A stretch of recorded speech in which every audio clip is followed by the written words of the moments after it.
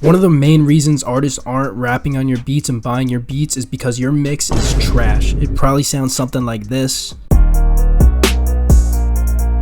Super muddy, super quiet, things aren't really hitting too hard. So today I'm just going to show you a very simple, no bullshit way on how I mix my beats, because apparently you guys like my mix. I've had like 5+ people asking me for that, and as a bonus I'm also going to break down the most popular beat on my recent channel because a few of you guys also asked that as well. Alright, first things first, you're about to realize I barely mix actually. Like, you'll see. Basically this fucked up. I don't know where the loop went. I made a loop myself, but like I exported it and then put it on. It's not there for some reason, so we put it back, but that it doesn't really matter. The drums are the main thing for the mix. For the melody, you really just got to take out the low end. So we're going to basically only go into drums for this. So I'm going to show you guys the mix, then we'll break down the beat. First off, this is what it sounds like.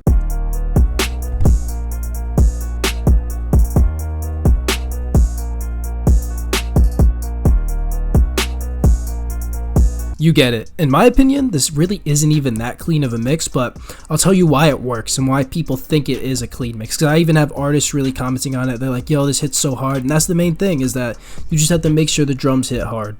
If you had to take one, either like very clean but everything's like super quiet and not really hitting, or like really like hard hitting drums but it might be a tiny bit like less clean, then I would take the tiny bit less clean.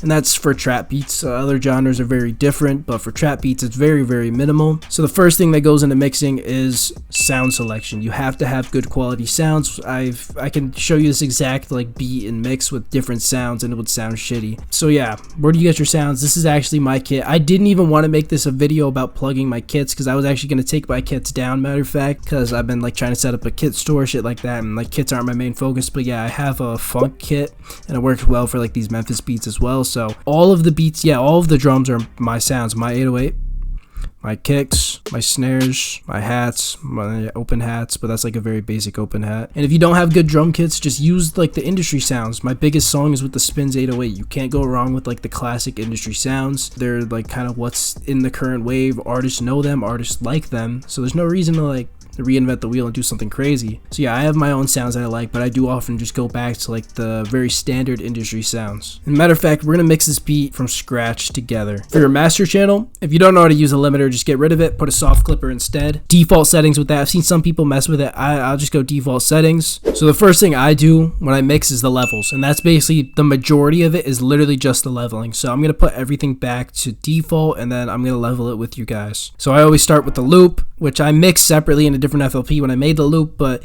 it's really like on the loop I just take out the low end on most sounds. You know, you add reverb, stuff like that. This is mainly a drum tutorial because that's really what's going to make or break your mix. So just take the low end out of your melody and then I base everything off the rest of the melody. So a common advice people say is like look at the numbers and like, you know, the snares got to be at 6 and the kicks got to be at 3. I don't know. I really don't know. I go by ear. I don't listen to any of that shit. So first thing I do, I have the melody and I base the snare off of the melody.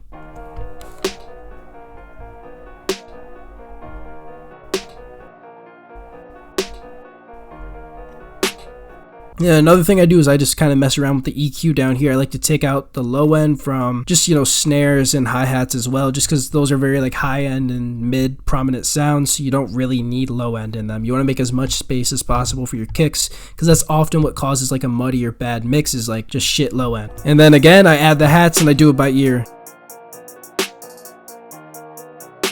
And then if anything, on the snares and hats, I'll like just add like a touch of reverb. Like I'll do like something like this, but turn it down like a lot. Like it's very subtle. I almost don't want to really hear. It's like just very subtle. So I don't often add a lot of effects because the sounds, if you're using good sounds, they should be mixed already. So just little things to touch it up like that. And then I'll do the open hats and any other percussion elements by ear again.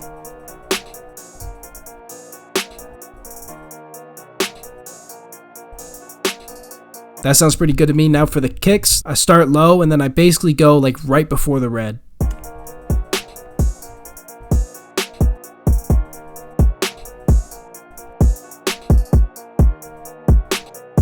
But yeah, literally like most of these sounds have nothing on them. If anything, I'll fuck with the EQ. Kick has nothing. It's all about the levels. And then finally the 808, and this is really where it makes or breaks the mix. You want these hard-hitting 808s, but you don't want them to sound muddy. So we're gonna bring in the 808, and what I do is I try to make it a little bit below where the kick hits. So this is where you will like kind of base it off of the numbers. So the kick's up here, you want the 808 like a little bit below, like down there.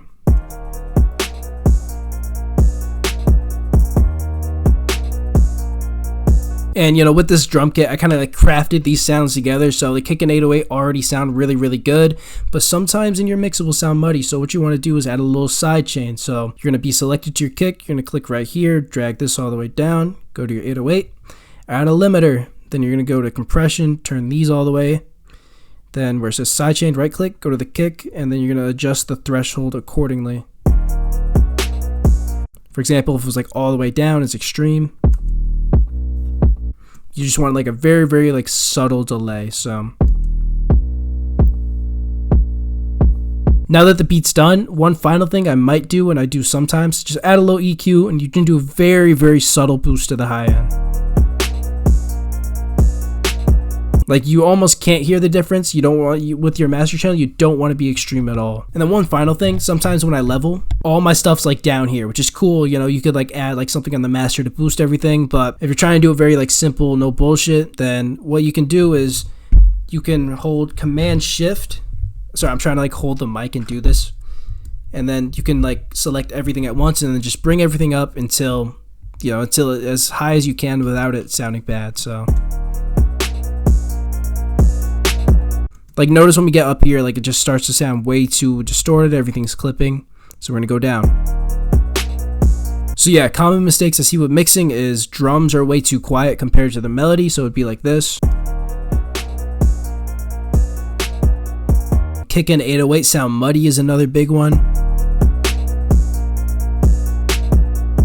I'm not even gonna lie, I tried to make it sound muddy and it really didn't even sound that bad. That's the power of sound selection, but you get the point. Sometimes it sounds muddy, that's all. You know, you can't have your 808s too loud compared to the kick. You gotta do like a little side chain, then it will sound good. Another thing is people don't take out the low end from all the other sounds. You gotta take it out from the melody a bit, gotta take it out from like the snares and stuff. Just like a little subtle cut, nothing crazy, and that will go a long way. So yeah, I feel like this is a very underwhelming video. A lot of people thought I had like this very crazy mix. I swear that's what I do for 90% of my beats. I'm not holding back on anything. It's very, very simple for trap stuff at least. I know for other genres they do a bit more, but I've talked to a lot of the top sellers in trap beats, and yeah, that's literally it. If you sell a beat to a famous artist, they're gonna get it engineered and they're gonna use the track stems and stuff like that, so it really doesn't matter. At the end of the day, you just need it hard hitting for like YouTube and stuff, and a beat with like super hard hitting drums is gonna get way more sales than a beat with like very, very quiet, like not hard hitting drums.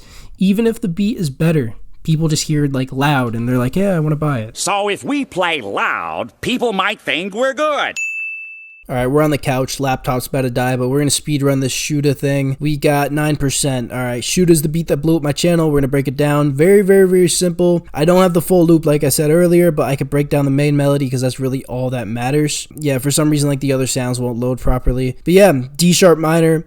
Made a very basic like bass line, just starting at the root note, then taking use of the half steps. I do that for most of my dark trap melodies. If you don't know what half steps are, you don't know what a root note is, basically just go up here, go to view, scale highlighting, select whatever scale you want. Usually 90% of these trap beats are in minor, so I chose D sharp minor. And yeah, for the root note, most of the time I'll just start at whatever the key I picked was. So D sharp, we'll start at D sharp and then take use of the half steps. Half steps are the notes right next to each other in the scale. So for example, these two, when you do your scale highlighting, all like these lighter notes are the ones in the scale. So there's two right next to each other right here, so we could take use of those in our melody. And why do we use the notes right next to each other? Because that gives it like a very spooky, dark feeling. It kind of sounds like Jaws, if you know what that is. So yeah, we laid down a very basic progression using the half steps on the root note. We just layered the root note, and then we added a very fast paced counter melody on top of it, just using notes in the scale, again taking use of our half steps. My goal with this beat is to keep it very simple. It's this basically just this melody, very, very simple piano melody with one variation which we're about to show. There's a couple like string sounds in the background, but you don't even really hear them. And there's just simple drums, the 808 kicks, snares, hats, maybe an open hat, I kind of forgot. But yeah, there's barely any sounds in this, so that was the main melody. Now, the counter melody, exact same thing without like that top line. So every once in a while we switch to this just because it gets like too repetitive, and yeah. Exact same thing, just minus that top melody. And then yeah, I don't know, these sounds weren't working, but just using basically the same exact notes. We made like a couple counter melodies. Drums, it's the exact same. Like I didn't even split the channels or make like a unique pattern. It's literally just pattern 6 all the way through. Like this was one of the simplest beats I've ever made. So we're gonna break it down sound by sound. First off, always start with the snares, 2 snares layered on top of each other, playing the exact same, just basic snare pattern. Then we added kicks. Notice the first 3 kicks are the same rhythm that the piano bass line is, and then kind of figure out the rest of the kick pattern.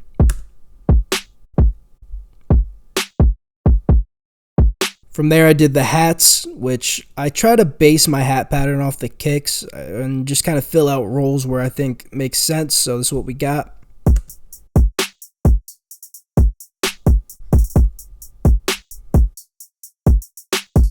And notice there's nothing like super crazy, like super trap beats and shit like that. I just try to keep it very simple, especially because I don't have a lot of perks. There is no perks. There's a lot of people who add like all these extra perks and shit. It becomes too much. So I'd rather just do the hi-hats and add like some more rolls in there rather than adding more sound. So that's what I did there. Next we have the open hat, super basic pattern. Once again, just yeah, we got that. And then finally the 808s, we copy the kick pattern over and then just use the same notes as the bass line from the piano melody. Then what I think made it unique here was we started one of them on D#5 and then the other one an octave up.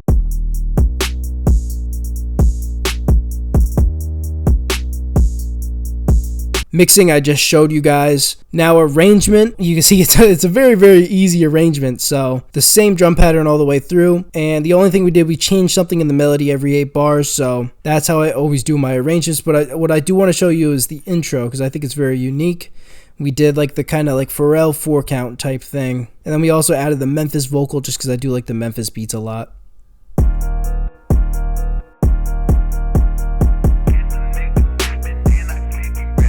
So yeah, with this beat, it's dumb simple. Literally, like, it's just the same thing on repeat, except I do try to make something change every 8 bars, and that's what I did with the melody. I'm sorry I can't show it, but for like the hook, it's the fast pace, and the verse, it's the slower version. And then at the end of every verse, we got the 4 count again, leading back into the hook. It's very, very simple. So yeah, that's the Shooter breakdown. It's probably one of the simplest beats I made. I need to go back to making more simple beats like that. And hopefully, yeah, that's gonna help you guys. Hopefully, I gotta take my own advice and go back to simple beats because I need some more shit to blow up. So yeah, that is going to be today's video. If you want to know the fastest way to get to 0 to 1,000 plus per month as a producer and you want my personal help with it, click the first link in the description below. There's a short video you can watch there, and I'll see you guys in the next one.